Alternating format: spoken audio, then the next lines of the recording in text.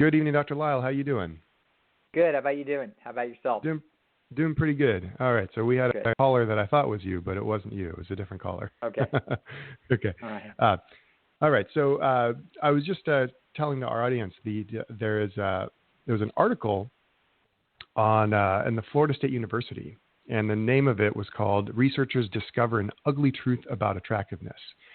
And of course, I'm reading this article on this forum called Reddit, and there's a science subforum, and someone posted this, and I'm reading through this article, a very interesting article. Mm-hmm. And then I go to the comments section, and one of the listeners, one of the commenters was asking about details about this and why this happens. The journal article was saying that these researchers, they found that the attractiveness of the romantic partner can actually be a driving force behind the desire to diet and seek a slim body.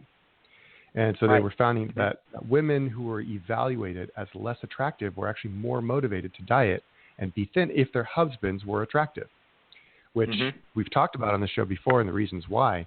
Well, I was on this forum reading this article, and one of the commenters was asking why, and apparently one of our listeners chimed in and said, "Oh, you should listen to this podcast, Beat Your Genes podcast." So very interesting. So we want to thank the listener. I don't want to put their username in just for privacy purposes, but we want to thank that listener for chiming in on about us. Now, unfortunately, the entire discussion got removed or censored by the moderators of the forum. I'm not sure why, but maybe it was a little too uncomfortable. Yeah. Oh well. I guess. But, what was that? Evolutionary psychology is not politically correct. Yeah. That's such is life. Yeah, exactly. So, oh, well. All right. So we've got a couple of questions today. One of them has to do with helping friends and family in certain situations. We've got a self-confidence versus self-esteem. And then we've got a couple of more questions with regards to esteem dynamics and figuring out how we can navigate the world of love, sex, dating, and relationships. So let us begin. Dr. Lisle, you ready? I'm ready. All right. Okay. Dear Dr. Lisle, I've been taking care of my ill mother for a few years, and I'm not really sure what to make of my current feelings. On one hand, I feel almost annoyed that I have to take care of her every need, but on the other hand, I feel actually really guilty and feel like I'm obligated to help her since, after all, she's my mother. On top of that, recently she's been making snarky comments towards me, which makes me feel underappreciated. And it's enough on my plate to upend my own life and then to have to come home to hear her complain about. Sometimes this puts me over the top. Sometimes I feel like I'll be relieved when she passes away so I can start living my life again. That just makes me feel like I'm a bad person to think like. How do I look at this from a beat the genes lens? And why does it seem like I feel the opposite emotions? Annoyance and then guilt and then annoyance and then guilt. Right. Very good. Well, annoyance is just a soft word for anger. And in other words, you can have a whole bunch of words on that dimension that mean the same thing, just to matters of degree. So we can be annoyed, irritated, angry, or in a rage, and those are all the same process. So that to just keep in mind that what this is an anger-guilt process. Now, anger and guilt are actually the opposite sides of exactly the same coin. So what they are is they are emotions that are used as signaling devices both to the individual themselves and to whoever's on the other side of this in the social environment about the nature of the fairness of a transaction or a relationship. So when you feel angry, your feeling is that you are being treated unfairly. When you feel guilty, you are usually getting a signal from someone else on the other side from their anger that you are treating them unfairly. So guilt is an orienting emotion to tell you that you could be being perceived as unfair, or you could be being unfair in some kind of relationship context to somebody else. Now, you might feel guilty without anybody signaling to you, but you are thinking that they're going to be signaling to you. In other words, you are suspecting you have to have an internal audience that's watching you, and you can see that you could be treating other people unfairly. This is what Freud would call a superego. And as a result of this, your internal audience is sending you a warning signal that if others were to observe what it is that you're doing, they would consider it unfair, and therefore there would be some anger directed at you, and therefore you feel guilty in advance. So this is what this person is experiencing is an alternative emotions around the issue of fairness about caretaking of his or her mother. Now, this is reasonable that they would be feeling these opposite emotions because at times they're going to be feeling angry themselves, feeling like things are unfair to them. And the reason why they're going to perceive that things are unfair is because that the relationship is not in balance. The relationship is now a relationship of altruism and dependency. So they are putting more energy and resources into the relationship than they are receiving back. Human beings are fine with this on a short-term basis. Any romantic relationship or any good friendship has an ebb and flow of credits and debits, and people usually, if the relationship is a good one, the cost-benefit analysis is not being run very closely because both people feel solidly in the black with respect to the relationship, and so there's no particular anger and no particular guilt that's being activated at any time. However, if you have a relationship that's out of balance, where one person feels like they are investing a great deal more than the other and that the situation is not likely to change, then you're likely to find anger and guilt emerging. So let's suppose that in a romantic relationship, let's suppose one partner loses a job, loses some function, becomes unemployable, loses some attractiveness because they have some situation come up, and one way or the other they become handicapped in some fashion. If that's the case, the first thing that's going to happen is that generally the other partner is going to feel very compassionate, and they're going to be very helpful if they've loved each other. However, if you then watch over time, what's going to be difficult on this relationship is going to be if this continues to be essentially a 95-5 process where one party is bringing the overwhelming majority of the resources. It could be 100-0 potentially. If that happens, then there's going to be a time when the giving party starts to get annoyed. And they're going to start to feel like they're being exploited, and in effect, the relationship is no longer fair. And so as a result, they're going to start to signal this in little bits of their behavior. They may feel guilty about it because they may feel like that is being unfair to the other party who can't help it. But at the same time, the predominant judgment inside their head could be that it's being unfair to them. The person on the other side can feel the opposite. They can feel very guilty. It's not their fault, for example, in that situation. And so you can see how anger and guilt can emerge from a relationship that was in balance but is now out of balance, and the giving party can't see how it's ever going to get back into balance.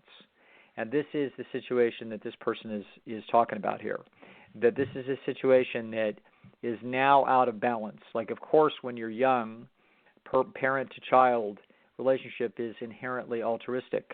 That's how it's designed. As we reach adulthood, hopefully, if we're lucky, we have relationships with our parents that are far more equal. They may remain somewhat mildly altruistic, paying for our wedding or whatever, that sort of thing.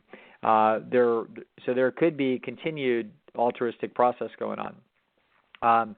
It might even be the case that out there in the future, people might inherit, for goodness sakes.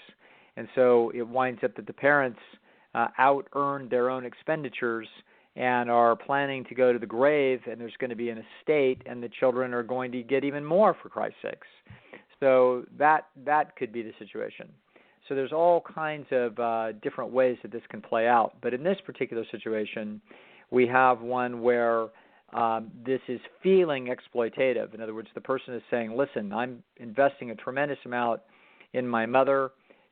I feel obligated since she helped me, i.e. we're feeling the nature of a relationship where there's an oscillation between giving and receiving, depending upon what the person's circumstances are, and now it is tipped towards the oscillation where our person is now giving, but now it's going on pretty long.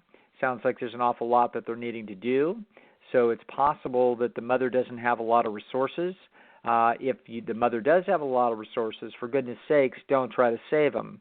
Your job would be to organize the expenditure of those resources so that there would be all the help that you could possibly legitimately hire to make sure that the mom is taken care of and that the child does as little as possible. And once again, we're trying to have the relationship be the intersection of those things that two people enjoy, which is what we want to do in romance, and which is what we want to do in friendships, and which is what we want to do in parent-child relationships, as people age.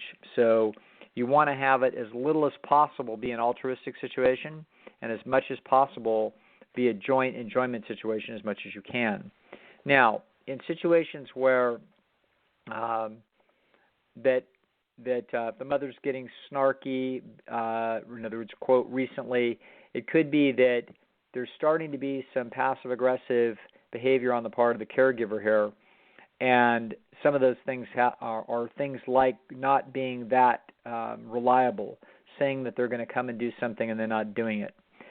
So this is not an uncommon pattern that takes place when people feel like they're being exploited, they're irritated.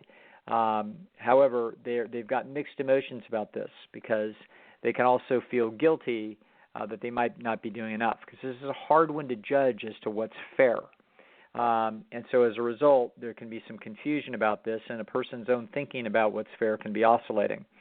And at the same time, a dependent individual, dependent upon how disagreeable they are, they might start signaling that they feel like the caregiver is being unfair. One of the things that's hard on people, obviously you could have a disagreeable pain in the neck, dependent person that would be a very difficult challenge to maintain your equilibrium and be giving to. However, it could also be the case that sometimes caregivers can get unreliable. And like I said, they're actually in cognitive dissonance about the amount that they are giving, and so they can wind up getting passive-aggressive, not following through, not being reliable, essentially signaling their irritation, but doing it in a very quiet and muted fashion. But it's being picked up. And the problem is that when we're unreliable in those circumstances, it can be particularly hard on a dependent person, because dependent people can really look forward to and expect that they're going to get some kind of contact at 9 a.m. on Saturday morning or whatever it is. And so what I would recommend is that whenever you have the situation, you set limits as to what it is that you're going to do and what you're not going to do. You don't sacrifice your life to anybody. But you may give, but there are limits to the giving. But what you want to do is establish a system that has regular intervals of help and regular expectations that are being met. Consistency winds up being a very important issue here. I believe it was probably Ellen Langer and Judy Roden. These are a pair of social psychologists writing in the 1970s and 80s and 90s. They were a couple of Ivy League professors.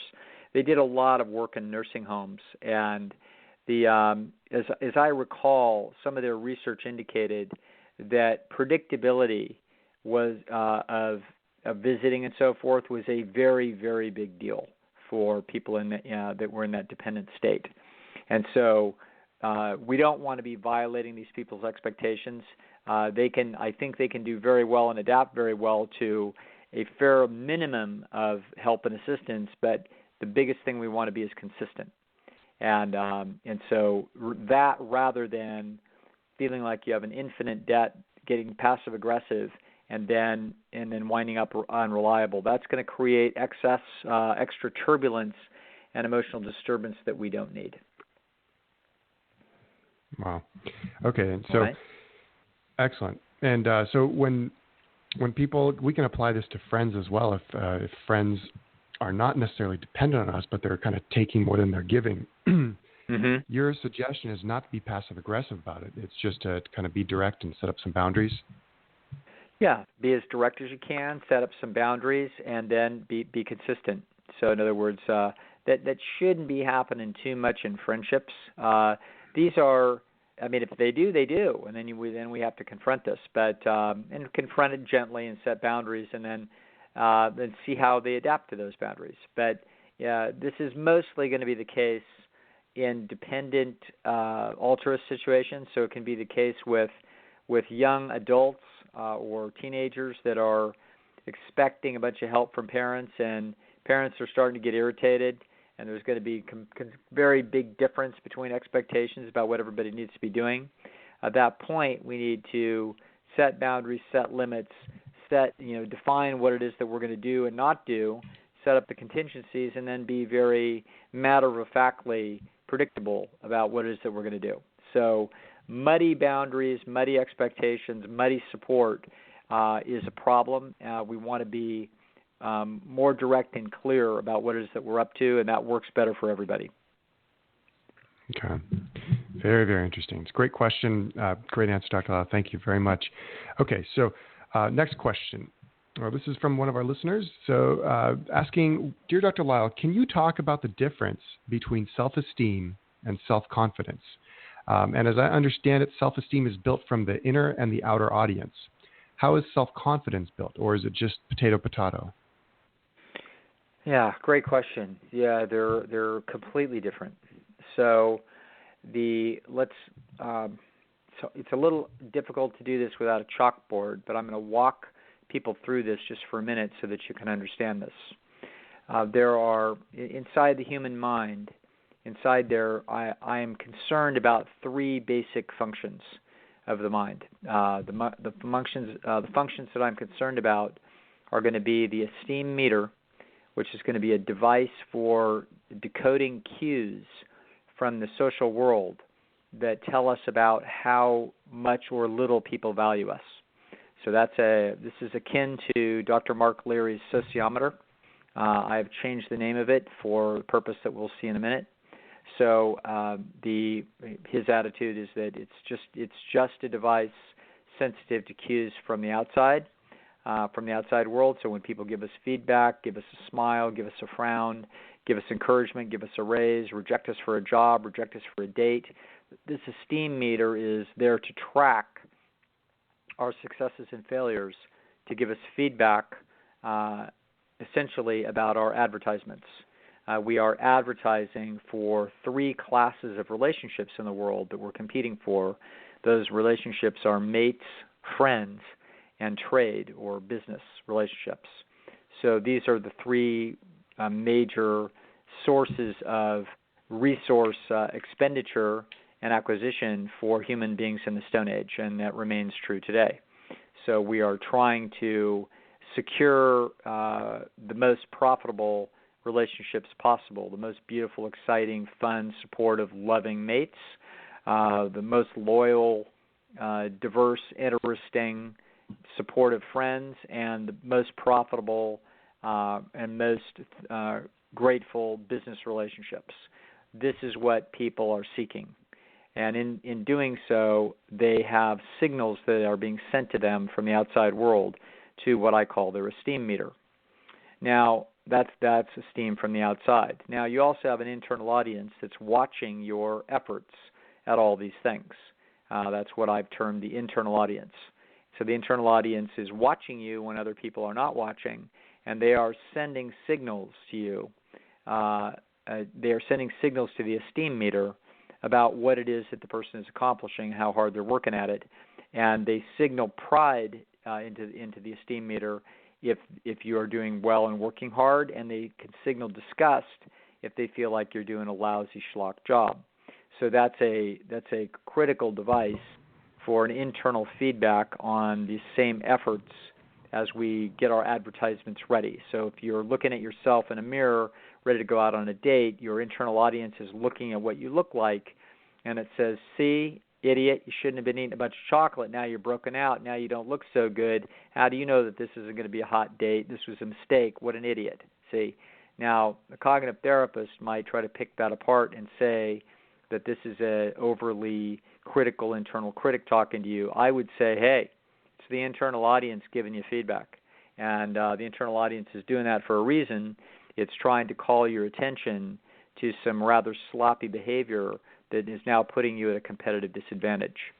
So that's the internal audience. It also sends signals to the esteem meter as if it was people sending those signals. So now that's self-esteem. The other is other esteem, and so that is the esteem meter. Now, and that is the internal audience. Now, the third part of the mind that we're interested in is the one that is going to decide which people we are going to try to secure in relationships, which people are we going to try to be friends, which people are we going to be trying to trade with, and in what way. That's going to be coming from what we're going to call the self. So the self is going to be what you recognize as you. You don't recognize your esteem meter as you. That's a device in your head that is going off and causing emotional responses that are either positive or negative depending upon the feedback from other people. You don't really think about it. You're the esteem meter as an independent entity. It's a device that is giving you feedback and you're reacting automatically to that feedback. You don't really recognize your internal audience as you either. It's as if it's other people. Now, it's sort of you, and it sort of has the people in there, the audience has sort of personality characteristics that are similar to your own. So there's some egocentric bias that's sitting inside the internal audience. But effectively, the internal audience is outside of you. And so you will hear people make interesting comments like, I'm so disgusted with myself. It's very interesting. It's as if it's a bunch of sports fans disgusted at their team. And they want the team to win. They feel part of the team, but they're not responsible for the team's behavior, and they will give the team feedback. And they'll throw popcorn on the floor if they think the team is doing a lousy job. They will cheer to their limits of their ability to scream if they feel like the team is doing an outstanding job. So that's what the internal audience is like, and that's how it works. Before we go on to the self, I just want to point out the internal audience, you can see this in any kid playing soccer or basketball or anything else by himself. So when kids shooting baskets by himself, and you'll hear him count down, just walk by and hide behind a bush, and he'll say, Johnson, 7 seconds left, 6, 5, 4, he shoots, and then the crowd roars, and he etc. So this is the internal audience. The kid is imagining an audience watching him, and he is now performing for the audience, and then he's feeling an emotional reaction to the esteem meter as if those were real people giving him feedback. So, in my particular case, I not only made sure, I kept taking those shots. If ever I missed the shot, I was fouled, by the way. So then I would have to shoot free throws. And I always, I generally, though, what happened is there was some problem and I was fouled, so we would take the ball out and then we'd do it again. And then when I make the shot, it wasn't just the crowd cheering, Nathan. It was also, I also would then, of course, do interviews after the big game. And so, and of course, I was always really, just so you know, I was always really humble about it. So I thank the coaches and the staff and the organization and the fans and my teammates, because it's not like I won this whole thing by myself. If only I was there to knock the Gatorade on you, to dump the Gatorade on top of you. That's right. So, in any event, this is the internal audience, obviously alive and well and human beings, and a very important component of our psychology. Now, the self, though, is the one that's actually doing the thing. And the self is actually taking the actions, and the self has to decide what actions it's going to take. And the self, therefore, what the self is it's a set of relational estimates about how attractive you are, how smart you are, how conscientious you are, how tall you are, how athletic you are, how clever you are, how skilled you are. So essentially you decide what jobs to apply for, what schools to apply for, what people to try to hit on and date.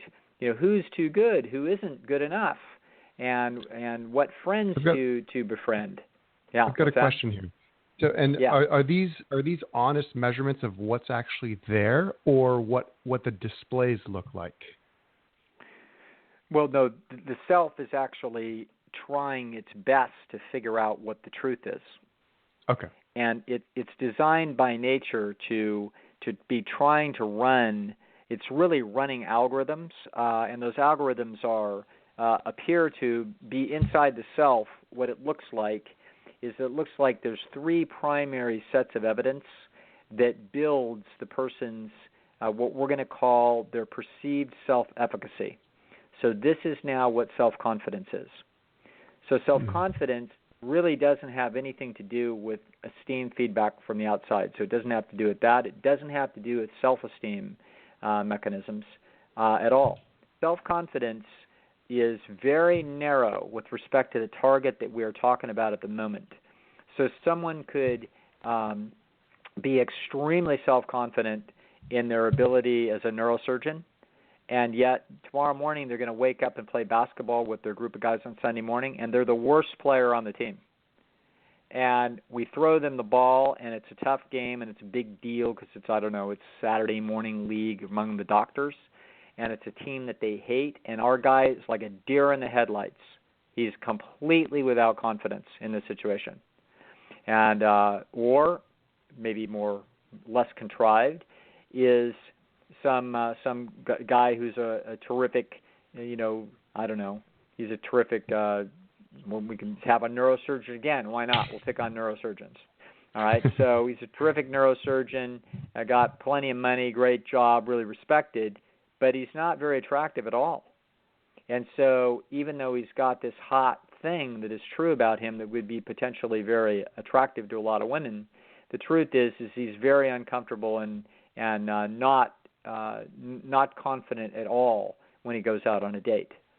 So we can see that the self-confidence is not a general property of the individual any more than their esteem is a general property. It is not a general property. So your esteem in one domain can be vastly different than the esteem that you get from another domain. Now, obviously, the esteem that you get, the feedback that you're getting from the marketplace, is going to help calibrate the self as to what it believes it's capable of achieving and what it isn't capable of achieving. So it is the feedback from other people in our environment that is the chief determining factor of our self-confidence in a given domain. However, there are two other sources. Incidentally, this was mapped out by Albert Bandura, who is the world's most famous living psychologist, professor emeritus at Stanford. Guy must be 95 by now, but I believe he's still alive. The Bandura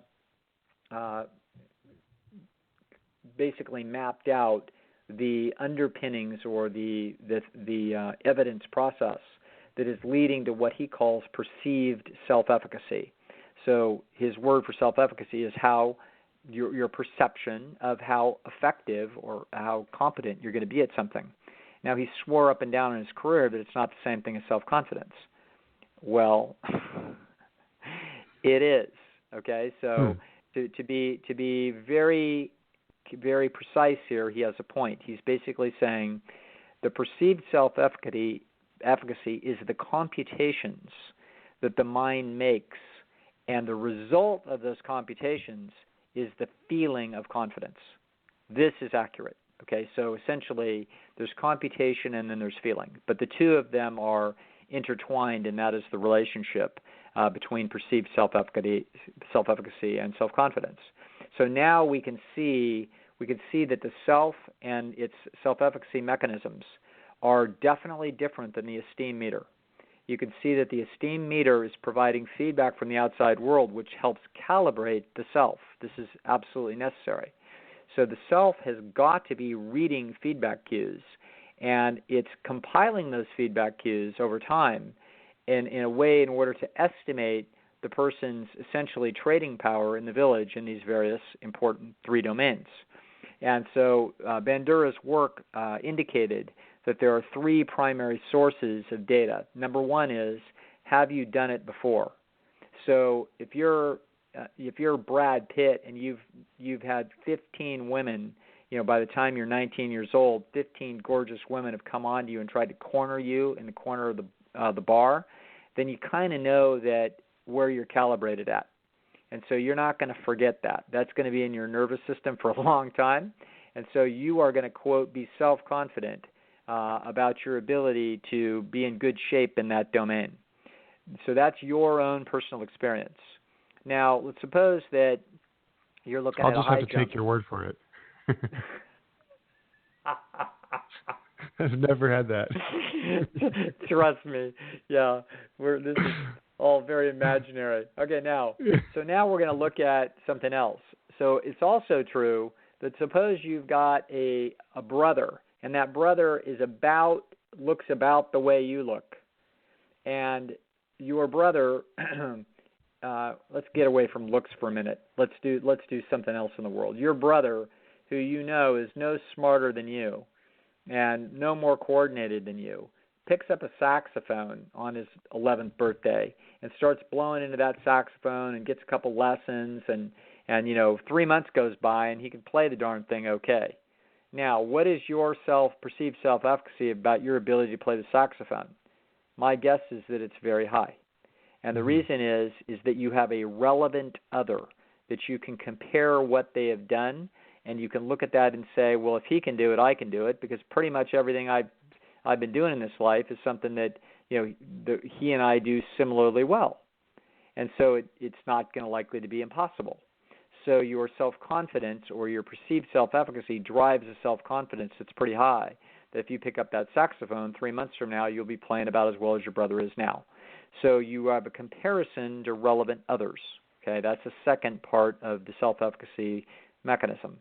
The third part is, what do knowledgeable people or experts tell you?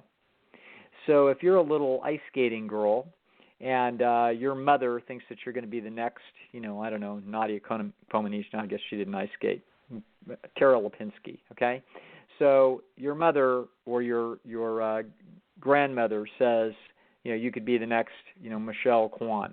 Well, you have a relevant expert that knows, and he comes up and says, listen, I hear that people are trying to get you to invest $25,000 a year to coach you, thinking that you could be a national player. I'm just telling you, I'm just trying to be nice here, but I'm telling you that you can't. Okay, I've been around this game for 38 years. I'm a national level expert. I know when people have what it takes to do this. And I'm telling you, you got great stuff, you're good, and you're a terrific little ice skater, but you'll never get out of the regionals. It's never going to happen. Okay? Now, if that person says that to you, true or not, it will have a major impact on your perceived self-efficacy. So the human being is susceptible to feedback from experts where those experts look like they are not trying to con us, that they're essentially trying to give us the straight feedback. They're trying to tell us the truth, and when it lines up reasonably well to what it is that the evidence looks like, we have no reason to doubt it, okay? So that winds up being a major component. Alternatively, if some coach tells some kid, listen, I've been around the block, I know what's possible, and let me tell you something, you've got the chops to go a lot further than you think.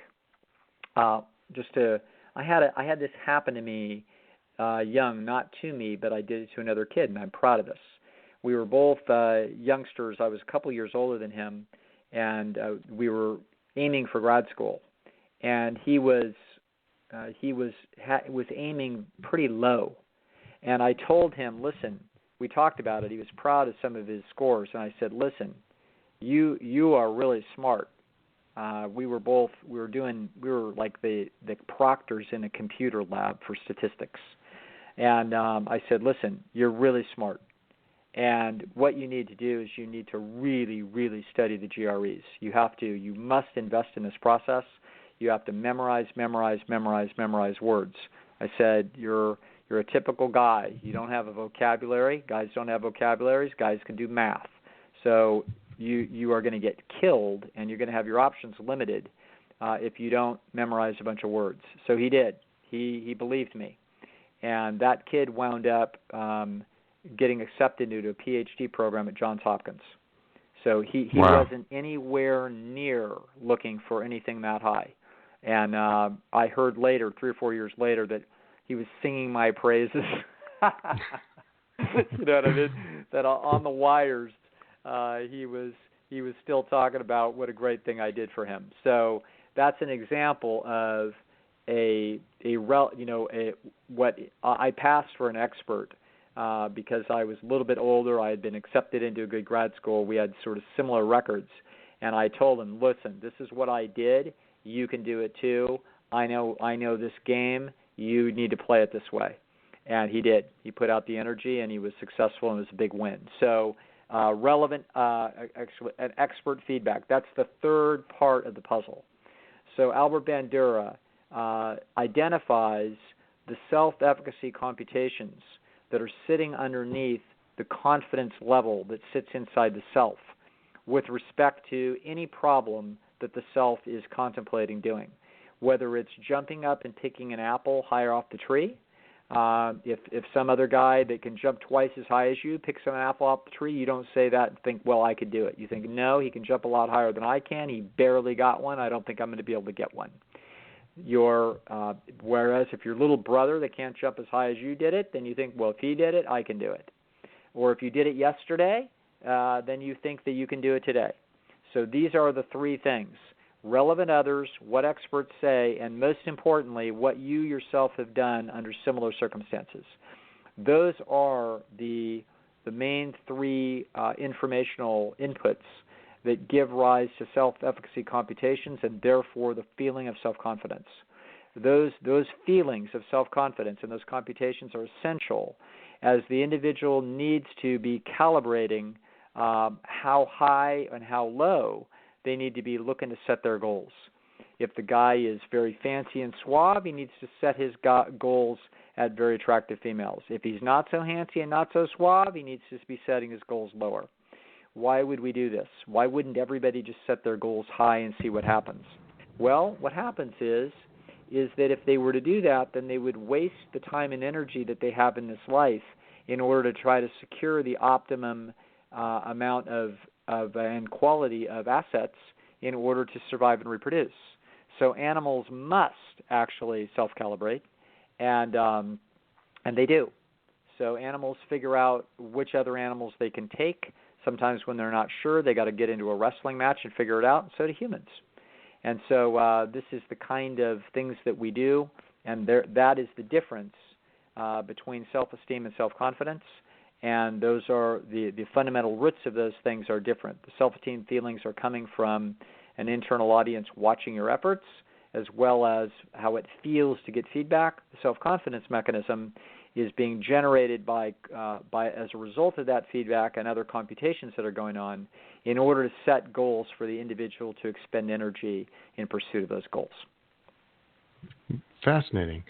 And so I got a question about a little bit of, maybe I'm reading too much into it, but for example, once in a while my home gets a little bit messy, and then I get into the routine of scrambling. Someone's coming over to hang out, and I scramble to make it look presentable. So essentially, I'm displaying conscientiousness by presenting a clean place. Whereas when a person comes over, they don't really know that maybe the closet is just completely stuffed with everything in a big mess. Now I know that I feel confident that the place is nice and clean and presentable. But internally, I kind of have a little bit of anxiety that if they just open that drawer, everything's going to come falling out. So what your is internal that? audience? Well, your internal audience is recognizing. It knows it's watching this process. It knows that you've done sort of this mediocre job, and you are also recognizing that you are vulnerable to having been caught being deceptive. Okay, so that's what's happening. And so if you're deceptive about that, what else are you being deceptive about? So this is your internal audience is essentially signaling to you, hey, look out, hey, look out. It's sort of looking over your shoulder and warning you as it's supposed to. It's trying to give you feedback about what the circumstances would be if they were to see what the truth is. And it's supposed to therefore generate some anxiety and generate behavior that's going to keep them away from the appropriate closet. Yeah. Okay. And so that's a big difference in there isn't a confidence versus self-esteem mechanism, because the self knows that that it's not really that clean. It's just it's just presentable enough. Okay. Right. All right. What else do we have? All right. So our next question. Dear Dr. Lisle, love the show, love the analysis, but it's making me worry about my relationship. So here we go. A little bit about me. I'm divorced 3 years ago after 30 years of marriage. I'm 57 years old, 6'5", 290 pounds. I've got a college degree in psychology, but I work as a mid-level bean counter, earning about $56,000 per year. No kids, and on a physical attractiveness scale, I think I'm a 5, and I don't think that's overly optimistic. In high school and college, I was a 3, but as me and the women I have met have grown older, my stock has risen. I can tell. There you go. Good. All right. My significant other. She's twice divorced, 50 years old, 5'10", 160 pounds, with a nicely shaped body, especially for a 50-year-old woman. She has a medical degree and works as a doctor, earning about $150,000 a year. She has one adult daughter who lives across the country. I would think that most people would rate her a 7 in attractiveness, although I personally think she's an 8. We met online, been dating about 15 months, living together for 12. She's crazy about me right now. I have no doubt about that. She shows all the signs. Now, I think I know what love is and what love isn't, and I'm confident that she is crazy about me. Well, my question is this. From an evolutionary psychology standpoint, will this last? A few more facts. We are both fixed, so there's no chance of an accidental child. I'm very smart, very easygoing, very handy and fun, and she loves all those things about me. She's smart, funny, attractive, agreeable, stable, and I love all those things about her. And she made it clear from the start that she does not care that I make less money than she does, and I should add that I do have an inheritance around $500,000 that she knew nothing about when we met. But she was happy to find out much later. But from everything I've listened to on the show, I think I'm in trouble. Not now, but maybe sometime in the future when she might reevaluate our relationship. Now, she swears she is mine for life. I know we've all heard that before, but what do you think?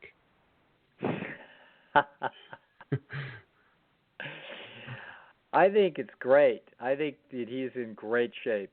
And I think that his anxiety is great. It's an indicator that he feels over-rewarded, which he clearly does. This is 15 months in for some people that are 50 years old.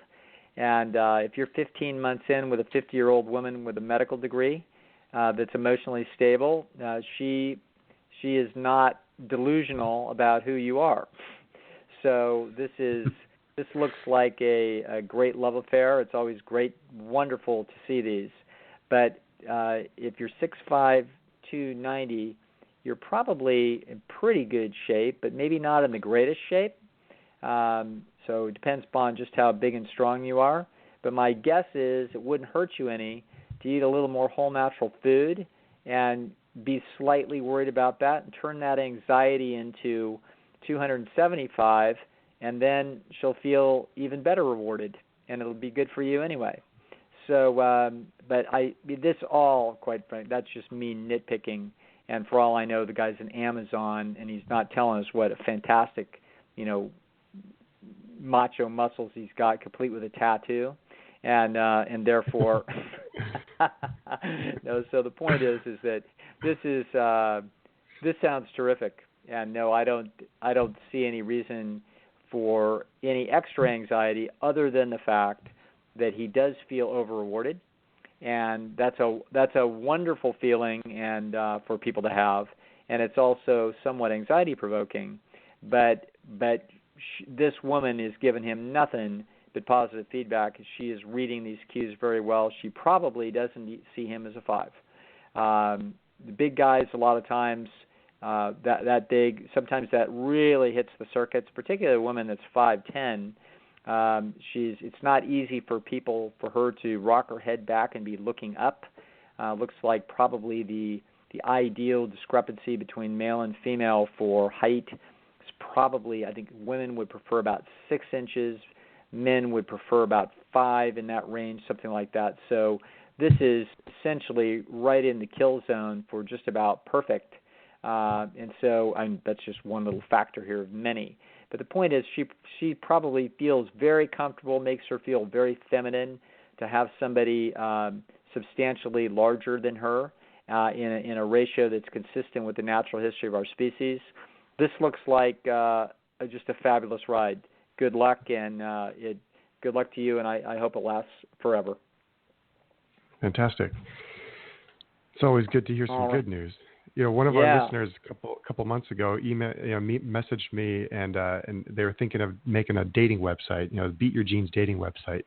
So everybody's rated according to evolutionary psychology, gene mutations and all that stuff, and it's just. Oh my God! Yeah. All right. Is that enough for one night, or should we do one more? Let's see. We got one more. We have a caller on hold, and I'm not sure if the caller's been listening. I asked them in the very beginning of the show, but I'm not sure if they're calling to ask a question. So let me try it here. So caller, the last 3 digits of your phone number is 533. Welcome to the show. How you doing? Nope. Okay. I guess not. I guess they were just listening to the show. Yeah. All right. Yeah, we can do one more question. We've got one about psychiatric disorders. Do you want to do that one quickly, or is that something we want to spend some time on next week? Okay. No, go ahead. Let's do it. All right. Dear Dr. Lisle, listening to the show, I infer that you are of the belief that all psychiatric disorders have evolutionary roots. Now, are you implying that the psychological problems are not caused primarily by genetic or brain chemistry malfunctions? Please shed some light on the cause of schizophrenia and bipolar disorders from your evolutionary perspective. Oh, okay. This is where, unfortunately, if people hear me say little bits of things, they can infer some things that I think that I don't think. There are. Let's see now. I'm not implying that psychological problems are not caused primarily by genetic or brain chemistry, depending upon the problems that we're talking about. So people have heard me say that depression, commonly experienced, is not caused by brain chemistry disturbances that we need to fix by taking an SSRI. I completely disagree with that interpretation. I believe that depression is a natural feedback mechanism sent from the outside world to behind failure feedback to the esteem meter, which then signals depression to tell the organism that its competitive display tactics are not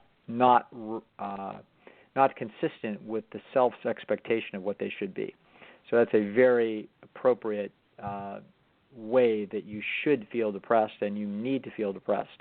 Otherwise, you will waste your time and energy in life at pursuing goals that you cannot pursue, and not changing your strategies when a strategy change could be helpful. Now, that is not the same thing as these rare instances of significant dysfunction like schizophrenia or bipolar disorder. These have very strong genetic contributions. The genetic contributions are undoubtedly dominant. We don't know why it is that schizophrenia or bipolar disorder happen. We do know we're identifying genes that appear to very likely to be causal in terms of making this happen. We're not exactly sure. There's some interesting things that will happen. So, for example, as men age, they are far more likely to have a child that is schizophrenic.